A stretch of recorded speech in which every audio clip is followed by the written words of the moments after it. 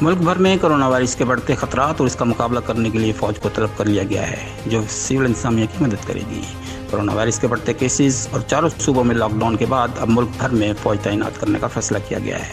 وزارت داخلہ نے نوٹیفیکیشن جاری کر دیا ہے۔ اس سے قبل حکومت پنجاب نے ملک میں کرونا وائرس کے بڑھتے ہوئے خطرات کے پیش نظر صوبہ پنجاب میں لاک ڈاؤن کرنے کا فیصلہ کر لیا تھا۔ یہ اہم فیصلہ صوبائی کابینہ کمیٹی کے اجلاس میں کیا گیا۔ اس بات کا اعلان وزیر اعلیٰ پنجاب سردار عثمان بزدار نے باضابطہ طور پر پریس کانفرنس میں کیا۔ اہم اعلان کرتے ہوئے ان کا کہنا تھا کہ 24 مارچ سے 6 اپریل صبح 9 بجے تک پنجاب بھر کے شاپنگ مالز، دکانیں، پارکس، ریسٹورینٹ، جماعت والی تمام جگہیں اور پبلک ٹرانسپورٹ بند ہوں گی۔ انہوں نے عوام سے التماس کی ہے کہ وہ ان 14 دنوں میں پولیس اور فوج کے ساتھ تعاون کریں۔ وزیر اعلیٰ پنجاب نے بتایا کہ ڈبل سواری پر پابندی ہے۔ انہوں نے واضح کیا کہ لاک ڈاؤن کا مطلب کرفیو نہیں ہے۔ صوبے میں پہلے ہی دفعہ 144 نافذ ہے۔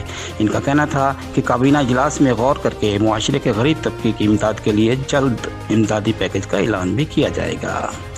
واضح ہو کہ صوبہ پنجاب میں پہلے مرحلے میں 21 مارچ سے 24 مارچ صبح 9 بجے تک لاک ڈاؤن کا اعلان کیا گیا تھا۔